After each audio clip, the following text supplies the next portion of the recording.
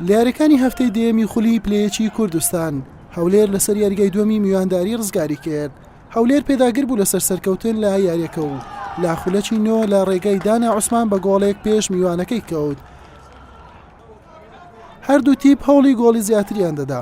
هەولێر بۆ گۆڵی دووەم هەنگاوی دەنا، ڕزگاریش لە پێناو گۆڵی یەکسانی فشارەکانی بۆ سەر گۆڵی خاوەن ماڵ زیاد کردبوو. بەڵام نیوە یەکەم بەم تاکە گۆڵەی هەولێر بە کۆتا هات. لا نیوەی دووەم سەرەتا هەولێری زەردپۆش دەرفەتی گۆڵی دووەمی بۆ ڕەخسا، بەڵام سوودی لێوەرنەگرتن. ڕزگاری دەستی بە هەوڵەکانی کرد بۆ گۆڵ تۆمارکردن.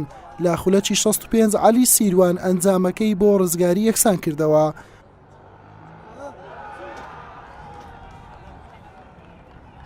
لا خولەکی 85ش هەردی محەممەد گۆڵی دووەم و پێشکەوتنی ڕزگاری بەسەر تۆمار کرد. هەولێر ئامادە نەبوو دەستبەرداری خاڵەکانی یاریەکە بێت و لا خولەکی 94 دانا عوسمان فریای هەولێر کەوت و گۆڵی دووەم و یەکسانی تۆمار کرد. یاریەکەش بەم ئەنجامە بە کۆتا هات.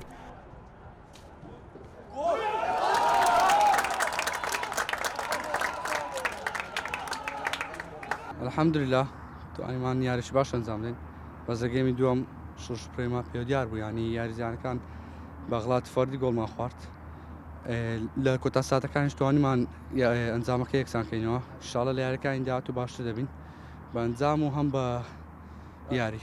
ئەم یاریە گرنگی خۆی بوو ئێمە، لەبەرەوە ئێمە جەولەی دووەم ئامادەکاری باشمان بوو، توانیمان ئەنجامێکی باش بێ، خراپ نییە خاڵ بۆ ئێمە.